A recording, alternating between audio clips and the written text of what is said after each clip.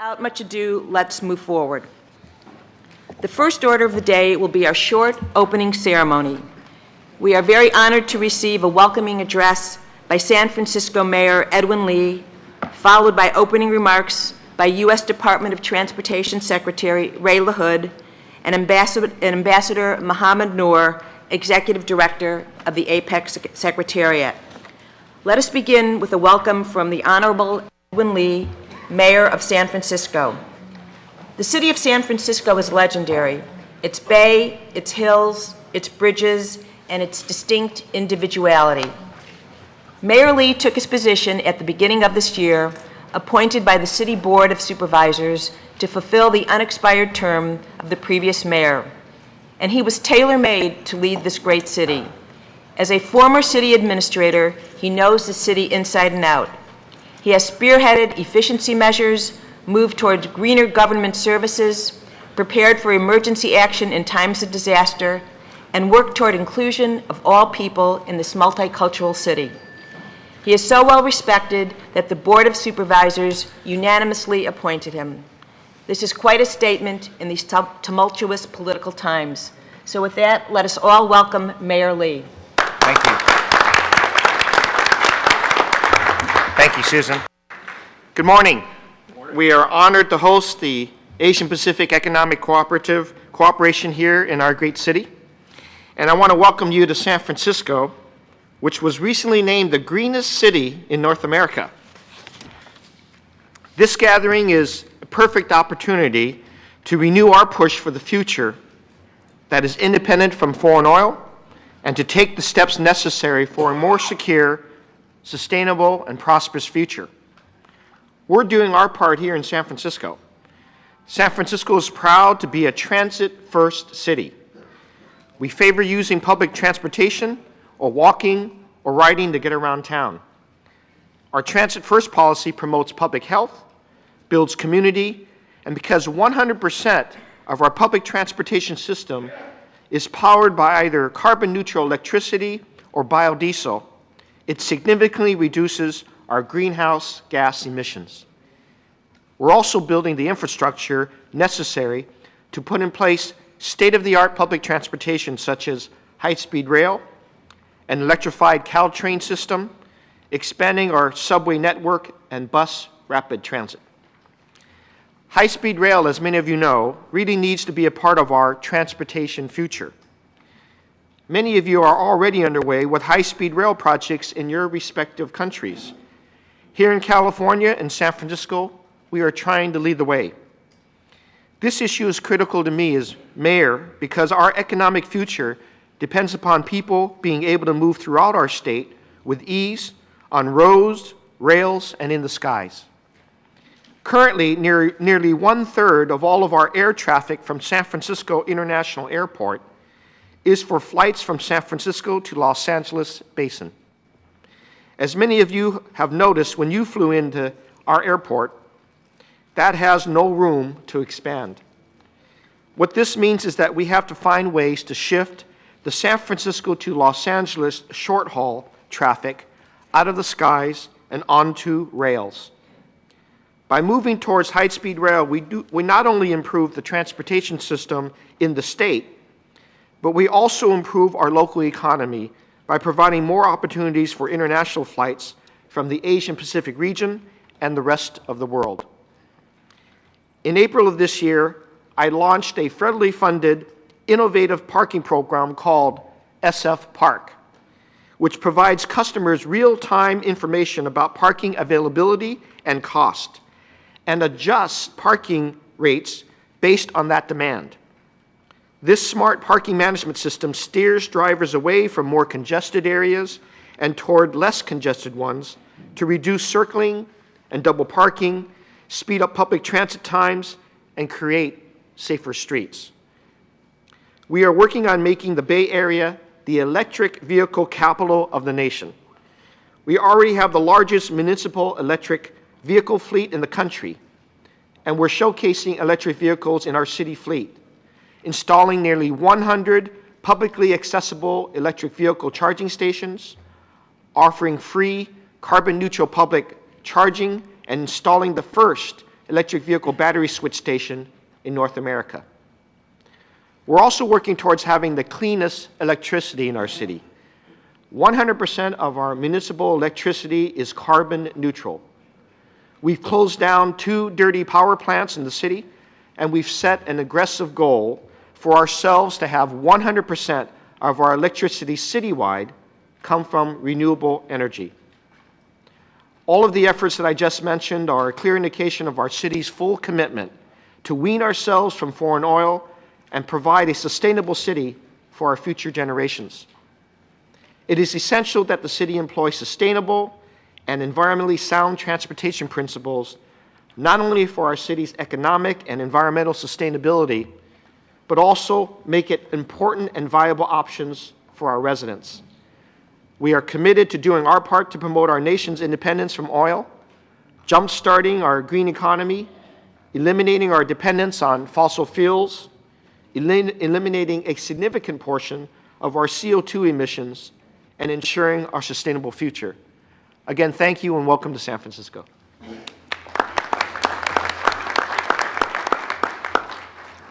Thank you, Mayor Lee. And we'll now hear from Secretary Ray LaHood. Good morning. Mayor, thank you very much. The mayor is new in this particular job, but he certainly is not new to running the city of San Francisco and has shown extraordinary leadership.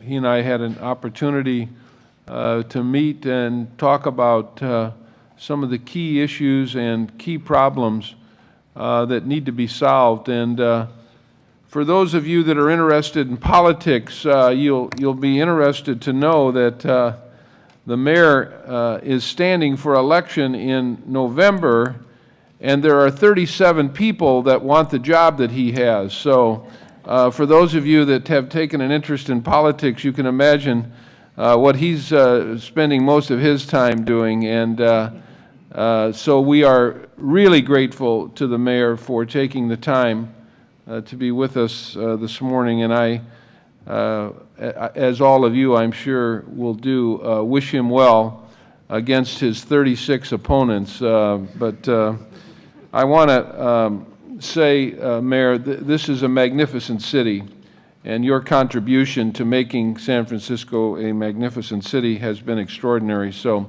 thank you for taking time from your busy schedule to join us today. Yesterday, we began our discussion by keying in on strategies for creating jobs, strengthening communities, and protecting our environment and climate at the same time. We addressed transportation's role in the clean energy future. We explored methods for developing energy-efficient transportation systems. We identified opportunities to promote environmentally sustainable alternatives to petroleum. And we discussed ways to forge the public-private partnerships necessary to fund these efforts. Today, our work shifts to the related and critically important areas of safety and security, something we're all especially mindful as we mark the 10th anniversary of September 11, 2011. 2, strengthening and diversifying our transportation workforces. And 3, using transportation investments as a way to promote economic growth and expand trade.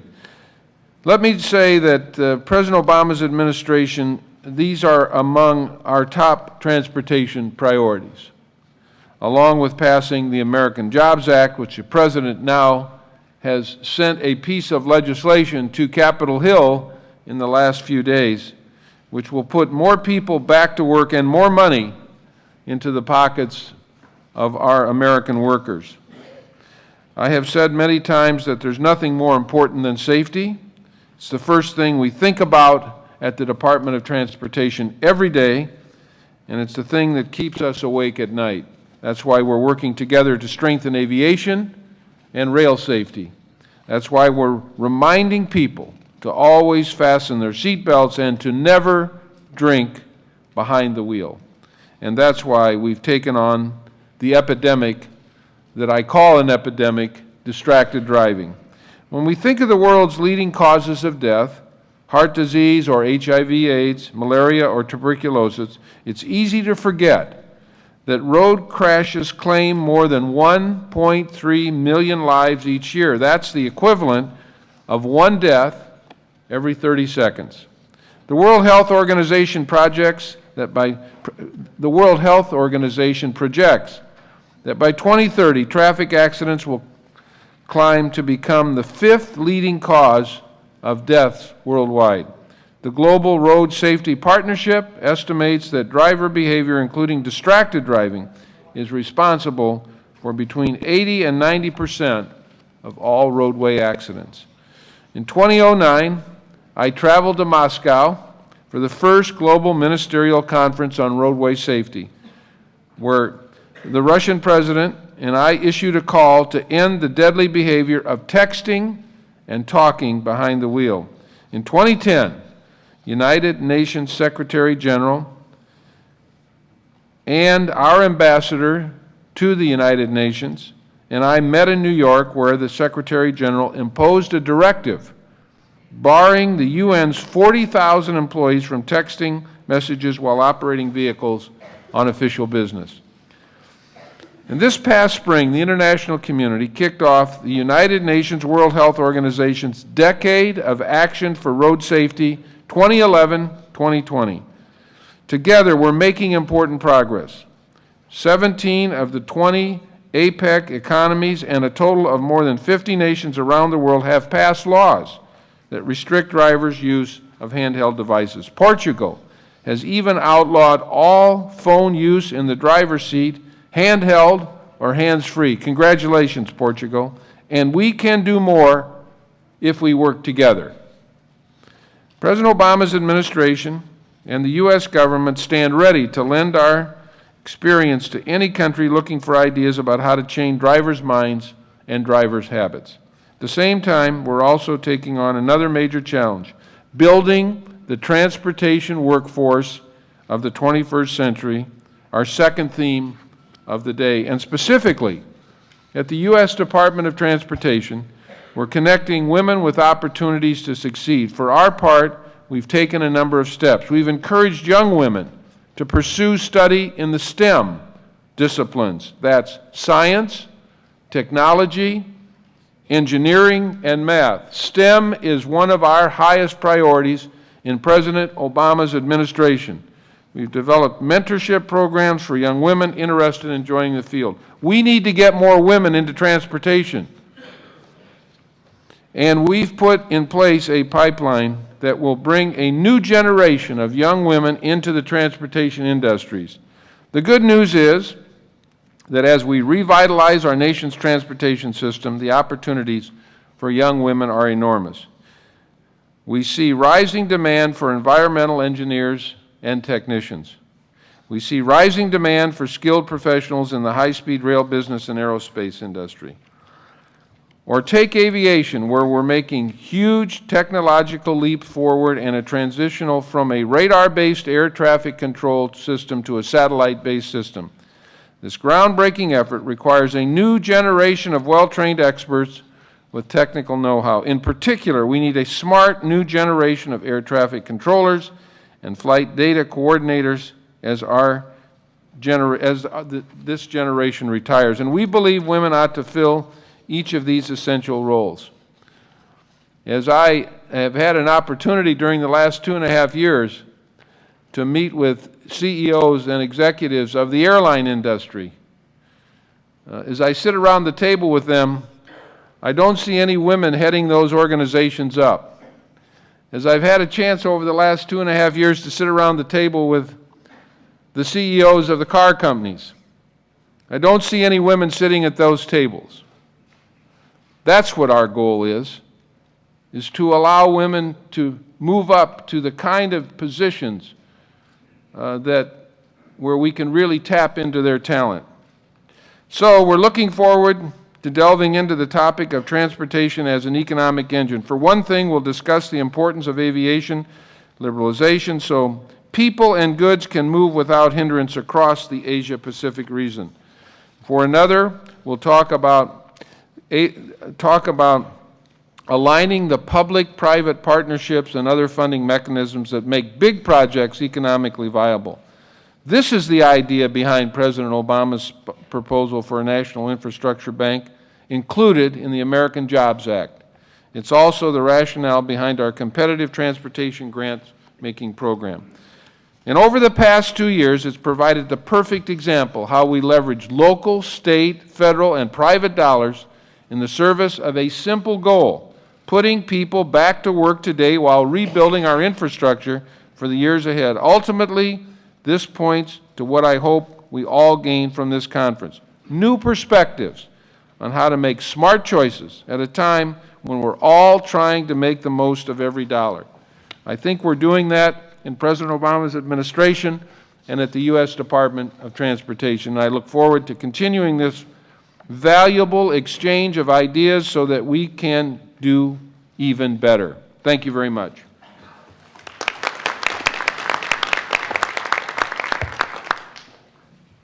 Our next speaker this morning will be Ambassador Mohammed Noor, Executive Director of the APEC Secretariat.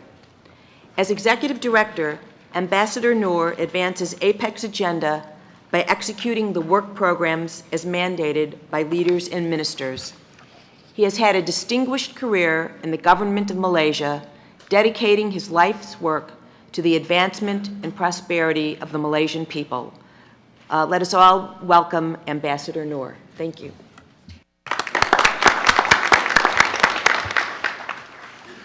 Thank you, San Francisco Mayor Edwin Lee, Secretary LaHood, Honorable Ministers, Chair, ladies and gentlemen. On behalf of the APEC Secretariat, I would like to thank APEC US 2011, the host economy, and the City of San Francisco for hosting this ministerial meeting and for the hospitality extended to us. Today, I would like to take the opportunity to congratulate the Transport Working Group of APEC on its 20th anniversary and to recognize the work of the group, which has been instrumental to implementing both APEC leaders and ministers' goals and directions pertaining to the movement of people and goods in our region. The transportation sector is critical to our economic prosperity. Just last week, in his address to a joint session of Congress, US President Obama said that building a world-class transportation system is part of what made America an economic superpower. The Transportation Ministerial Meeting today and the first joint Energy Transport Ministerial Conference yesterday are crucial to APEC's 2011 priorities. As APEC host in 2011, the United States has prioritized concrete initiatives that build a seamless regional economy by achieving outcomes in specific priority areas, including strengthening regional economic integration and expanding trade, promoting green growth, and expanding regulatory cooperation and advancing regulatory convergence. Moving these priorities forward requires progress or otherwise impacts heavily on the transportation sector. From yesterday's joint meeting of Transport and Energy Ministers, we noted that the transportation sector accounts for more than 60% of global oil, 6% of global gas, and some 1.5% of global electricity consumption. Thus, the sector is heavily dependent on energy, and the APEC Energy and Transportation Ministers had a day of fruitful discussions on issues such as transportation's role for a clean energy future, greening the supply chain, and energy and transportation for low-carbon and livable communities. This has a direct and meaningful impact on APEC's priority to promote green growth. Today, we are going to delve further into the transportation sector, focusing on how to balance safety, security, and sustainability for the APEC region. The efficient and safe transportation of people and goods is key to achieving APEC's BOGO goals of free and open trade and investment in our region. This is because the facilitation of trade involves improving the procedures regulating the international movements of goods, which in turn depends on the reduction of costs of doing business across borders, including notably transportation costs. In a world where supply chains are becoming increasingly globalized, regional connectivity is a high priority among APEC. In fact, issues pertaining to the global supply chain, including SME participation in it, are amongst the next generation trade issues which have been identified for attention by APEC this year.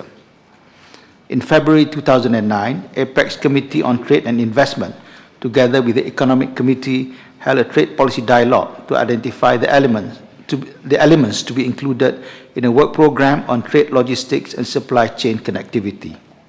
Under the rubric of APEC Supply Chain Connectivity Initiative, a framework has been developed to identify choke points in the supply chain and the necessary work streams to address these choke points. The Supply Chain Connectivity Initiative identified 8 choke points to the smooth flow of goods, services, and business travelers throughout the region. Specifically, 3 out of the 8 choke points are trade impacting bottlenecks related to the transportation sector. Ladies and gentlemen, in the interest of time, please allow me to now switch gears and talk about another key priority of APEC, security in global trade. In the aftermath of 9/11, APEC leaders considered terrorism a direct challenge to APEC's vision of free, open, and prosperous economies and to the fundamental values that APEC members hold. They declared to implement individual and joint actions to counter terrorism. In 2003, the APEC Counter-Terrorism Task Force was established to build capacity and monitor progress in this area. But even before the establishment of the group, leaders launched in 2002 the Secure Trade in the APEC Region, or STAR initiative, in response to the potential threat of terrorism to global trade. To date, there have been 7 STAR conferences where the discussions were focused on policies and procedures to enhance security and efficiency in the APEC region's seaports, airports, and other access points. The STAR initiative also fosters coordination between public and private entities that is necessary to counteract terrorist threats throughout the supply chain. The next STAR conference, to be held on Thursday and Friday here in San Francisco, will review the APEC region's progress in securing regional trade and travel over the last 10 years and will define the key priorities going forward. And in 2005, the APEC Framework for Secure Trade was adopted, which is a set of principles and standards that provide uniformity and predictability within the supply chain. By having one set of standards, the APEC Framework facilitates trade by making security requirements less burdensome to businesses and the international trade community. A number of major counter-terrorism initiatives related to secure trade in APEC have gotten underway since then. Ladies and gentlemen, as we pursue our goals of free and open trade in the Asia-Pacific region, we should continue to strengthen regional and multilateral efforts to bolster trade security in the region while promoting trade efficiency. The APEC Secretariat looks forward to a successful APEC Transportation Ministerial Meeting and to the directions and visionary agenda that ministers will set. Thank you. Thank you very much, Ambassador Noor.